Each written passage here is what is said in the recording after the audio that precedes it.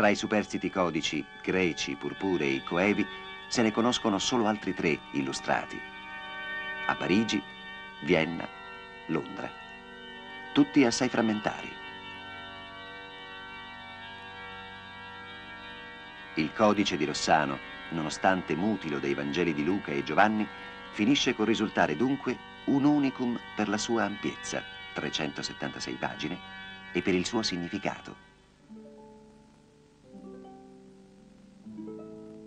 Miniature che narrano i miracoli di Cristo. Il cieco che ritrova la sua vista.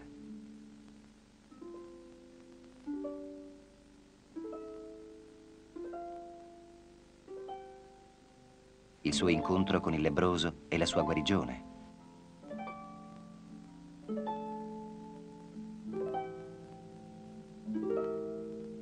Figure e parole che rendono questo libro devozionale, sia per l'epoca in cui è stato prodotto, un'epoca nella quale il sacro si trasferiva dagli uomini santi agli oggetti e alle immagini, sia per i secoli ulteriori della sua permanenza in Calabria, ove entra nel tessuto vivo della religiosità locale, divenendo il segno storico, concreto e tangibile, della tradizione culturale bizantina della regione.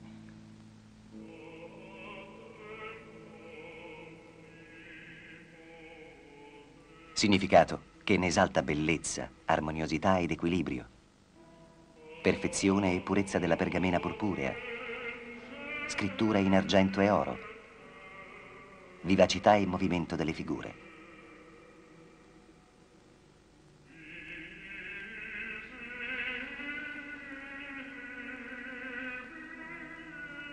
Le figure, secondo la teoria di uno studioso, William Lurke, rappresentano la trasposizione sul libro, in miniatura, di un ciclo pittorico monumentale.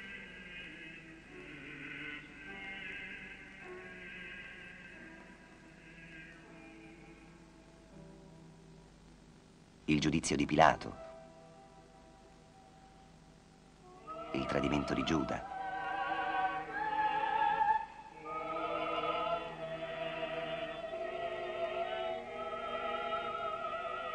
i 30 denari, la drammatica espiazione.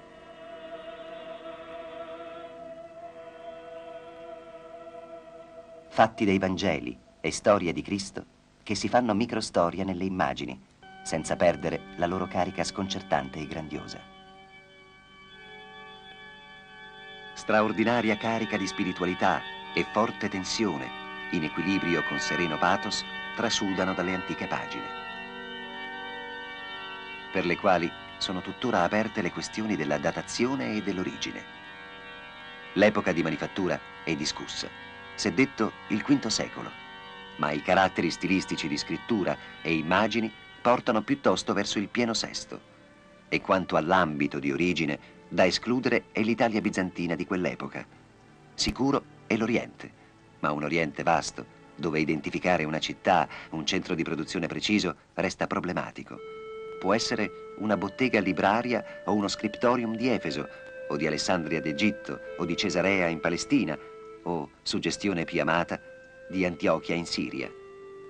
O possono esservi altre e meno scandagliate alternative.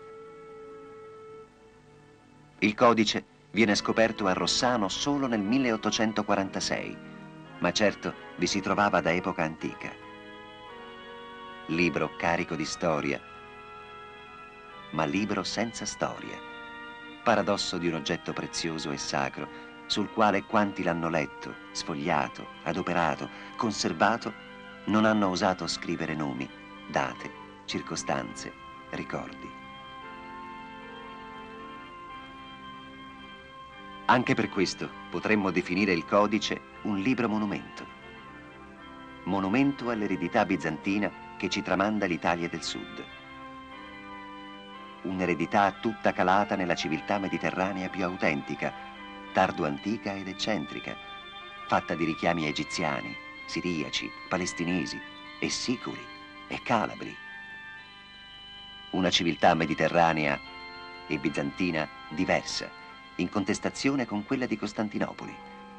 Un lascito di fede e di cultura, un'identità precisa e preziosa che solo l'Italia del Sud riuscirà a conservare miracolosamente intatta per secoli.